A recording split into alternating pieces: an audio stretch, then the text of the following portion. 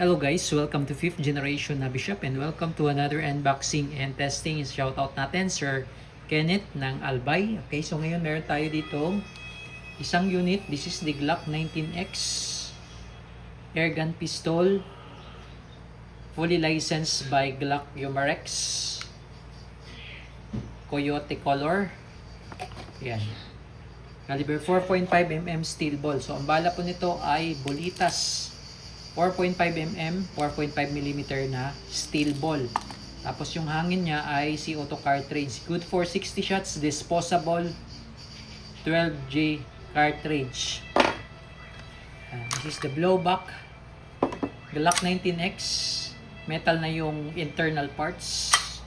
Tapos meron siyang Picatinny rail for flashlight. Naka standard sight.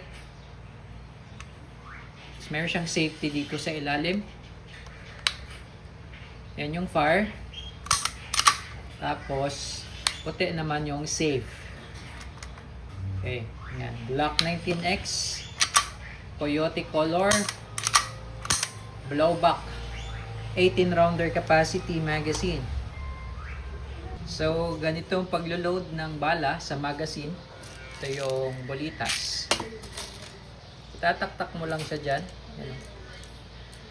Sa butas. Yan. Yan. Tapos, meron pala siyang kasamang manual. Ito sa maintenance manual. Tapos, ito naman yung sa instruction manual. Yan.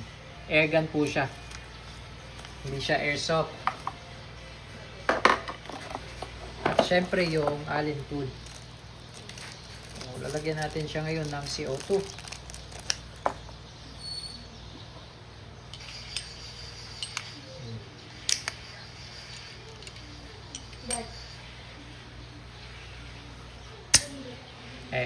Medyo bibilisan lang po yung pagpihit at tamang higpit lang po.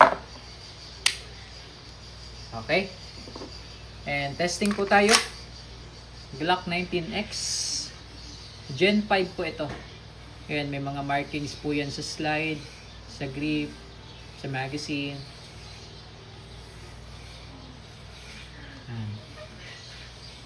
Okay, testing.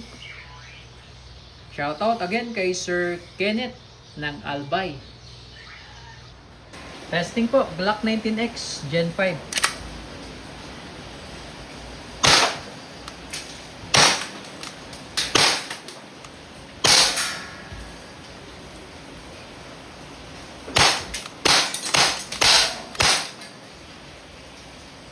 Okay, so pag wala na siyang bala, nag-open slide, release magazine. Tulak mo yung slide, then release. Okay, hammer down. So, ang pagkakaiba pala nito sa Glock 17, yung slide ng Glock 19X ay medyo maiksi.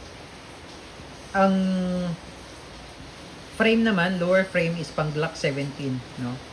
So, crossover siya ng Glock 19 slide and a Glock 17 frame.